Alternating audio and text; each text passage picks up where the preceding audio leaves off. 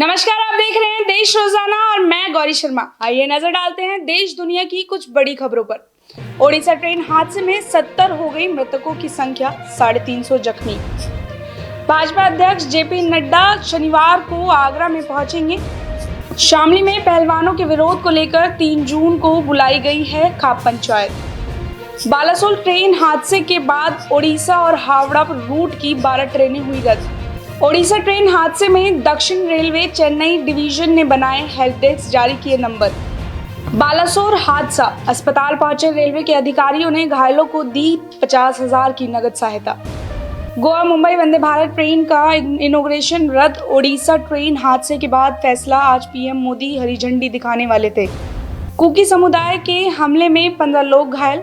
Waste Imphal के 2 गांवों पर रात में किया था अटैक। विष्णुपुर जिले में भी हुई हिंसा।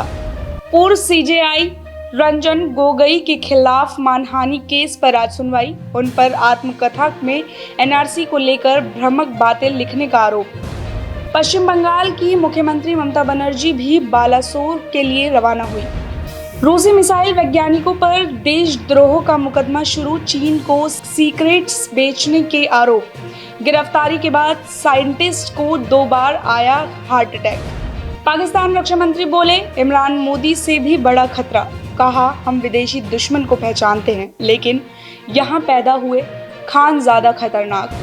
CNN के फरीद जकारिया को इंटरव्यू देंगे राहुल गांधी। अमेरिकी संसद में मुलाकात संभव। प्रेस क्लब ने कहा, अडानी पर बोला इसलिए संसद ही गई।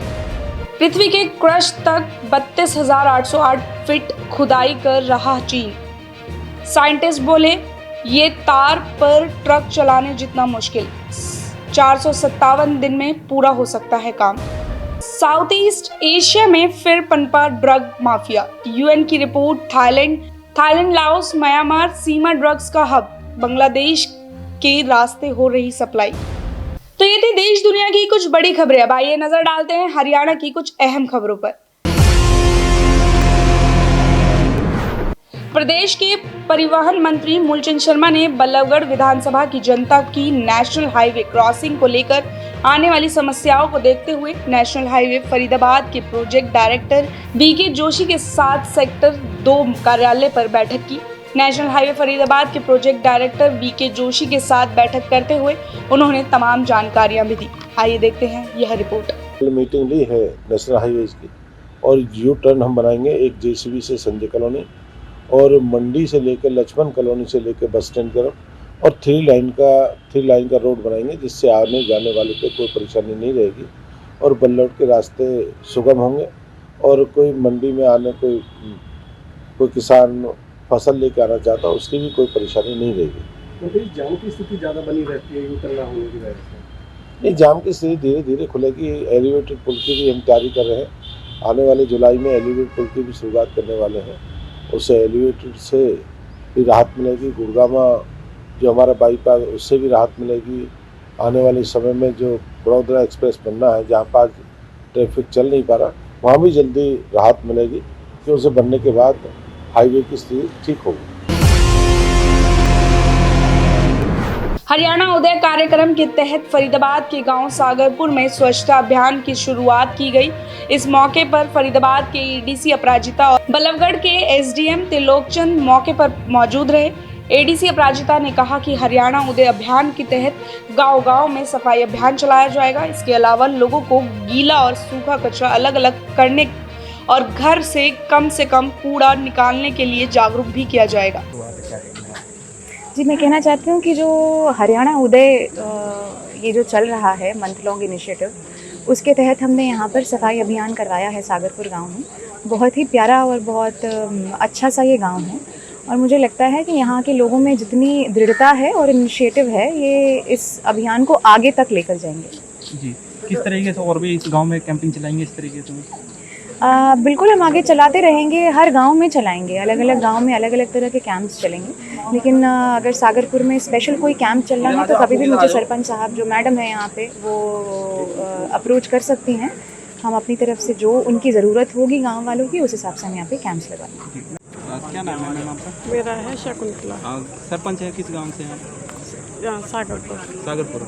मैम आज कैंप आए थे मैम, एडीसी मैम, कुछ अभियान शुरू किया गया है, क्या है वो अभियान? और ये तो स्वच्छ भारत अभियान के तहत आई हैं जी, तो किस विषय पर बात हुई है, क्या चर्चा हुई है? हमने तो अपनी जो गांव की जो लोगों की मुख्य मांगे हैं ना, उनके बारे में बताया मैंने उनको। कई गांव में जैसे बैंक्वेट हॉल नहीं है, ये ज़रूरी है।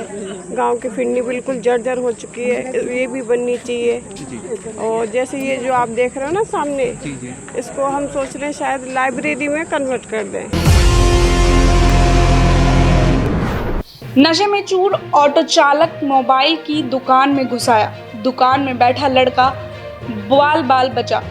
मामला बल्लभगढ़ की सुभाष कॉलोनी स्थित लाल कोठी के समीप ऑटो स्टैंड का है, जहां राजकुमार नाम के मोबाइल शॉपकीपर की दुकान में अचानक तेज रफ्तार ऑटो जा घुसा, जिसके चलते उसकी दुकान का काउंटर बुरी तरह टूट गया। दुकानदार का करीब 60,000 का नुकसान होना बताया गया है। देखिए ये खास रिपोर्ट। मोबाइल शॉप है जी, और ऑटो वाले डायरेक्ट लेके आ रहा था, दारू पिए हुआ था, उसने डायरेक्ट दुकान में ठोक दी।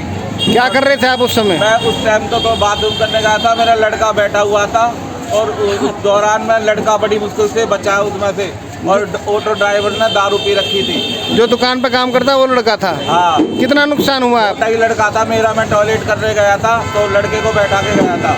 कितना नुकसान हुआ आपका? नुकसान तो देखना पड़ेगा सर, कम से कम मान लो लाख रुपए के कम से कम हो जाएगा। फरीदाबाद के बल्लभगढ़ से त्रिखा कॉलोनी में टूथब्रश को लेकर हुए भाई बहन के झगड़े में बड़ी बहन ने मां की डांट से नाराज होकर फांसी का फंदा लगाकर जीवन लीला समाप्त कर ली। बता दें कि लड़की के पास से एक सुसाइड नोट भी बरामद हुआ है, जिसमें लिखा है, अब किसी को डांटना नहीं पड़ेगा, आई लव यू माँ। हुआ क्या था? कुछ ना हो तो क्या पापा टले थोड़ी सी होता है, फिर बाल बाल करने में भैया बहन भैया में जगह वह बुरश के ऊपर है, यही बात। बुरुश के ऊपर कैसे? बुरश दांत में जैसे करे कहाँ है, तो वो मतलब कॉलगेट के ऊपर भगवान को तोड़ दियो, एक दो दिन झपटे मार दिया छोरी में, बस यही बात है, कहानी और कुछ बात ही नहीं। ऐसी तो बच्चा जब मौत ही रही बालक बच्चे में, और ऐसी घटना की ना पता कि बच्चों ऐसा हो जाएगा। मामला जी कल हमें सूचना मिली थी कि सर्वोदय हॉस्पिटल में ऐसे एक लड़की एडमिट हुई है जिसने फांसी लगा के आत्महत्या की है। तो मौके पर पहुँचे, मौके पर उनके वारसान से पूछताछ की गई, तो वारसान ने ये बतलाया कि ऐसे ऐसे करके कि बहन भाई का बुर्स को करने को लेकर झगड़ा हो गया था, जिसमें मम्मी ने दोनों को डांट फटकार लगाती थी। बस लड़की ने फिर मम्मी पापा चले गए काम पे, और चाचा था वो भी काम पे चले गए, और मम्मी चले गई कीर्तन पे, तो लड़की ने पीछे से फिर फांसी लगा के आत्महत्या कर ली है। ठीक है, फिलहाल कार्रवाई जारी है, डॉक्टर देव साहब पोस्टमार्टम करवा रहे हैं, उसके बाद जो रिपोर्ट आएगी आपको बताएंगे। फरीदाबाद के सरूरपुर औद्योगिक क्षेत्र में बन रही नई रोड के चलते रोजाना भारी ट्रैफिक जाम की समस्या से लोगों को परेशानी हो रही है, जिसके चलते आए दिन ट्रैफिक पुलिस कर्मियों के साथ वाहन चालकों की तू मैं होती नजर आती है। ट्रैफिक पुलिस कर्मियों की कमी के चलते यहाँ ट्रैफिक व्यवस्था गड़बड़ाई हुई है और आए दिन झगड़ों की नौबत आ जाती है। वहीं पुलिस द्वारा की जाने वाली बदतमीजी से वाहन चालक भी परेशान है। सर ये यहाँ वन वे कर रखे है, ट्रैफिक रोड का काम चल रहा है, वन वे में ये 3-4 लाइन बना लेते हैं, जाम खुलवाने लग रहे थे। हमारे साथ 2-3 सिविल मैन भी थे जो हमारे यहाँ करवा रहे थे, ट्रैफिक ज्यादा जाम था। एक ज्ञानी जी थे जो इनोवा गाड़ी में आए, वो तीसरी लाइन बना के आगे रॉन्ग साइड, ये जाने वाला रास्ता बंद कर दिया। मैंने बोला मैं सर आप 2 लाइन तो पहले, तीसरी आपने बना दी, आने वाला ट्रैफिक कहाँ जाएगा? इतनी गर्मी है, पब्लिक परेशान हो रही है, मुलाजिम भी परेशान है, आम आदमी भी जो हमारे साथ लग रहे हैं सिविल जाम खुलवाने के लिए। बोले मैं तो ऐसे ही आऊँगा, और मैं सही आया। हमने उसकी वीडियो बना के सब कुछ बहसबाजी करने लगे, हमारे साथ भी बदतमीजी की, जो फिर आम पब्लिक थी उनको भी वो धमकाने लगा। मैं इंडस्ट्री में कुछ ऐसा वैसा कहा उसने गाड़ी चालक। आज के लिए बस इतना ही, कल फिर होगी मुलाकात कुछ खास और नई खबरों के साथ। जब तक के लिए जरूर देखते रहे देश रोजाना। नमस्कार। हमारे साथ जुड़े रहने के लिए देखते रहिए देश रोजाना का YouTube चैनल, सब्सक्राइब कीजिए। साथ ही देश रोजाना की खबरें सबसे पहले देखने के लिए प्रेस कीजिए बेल आइकन।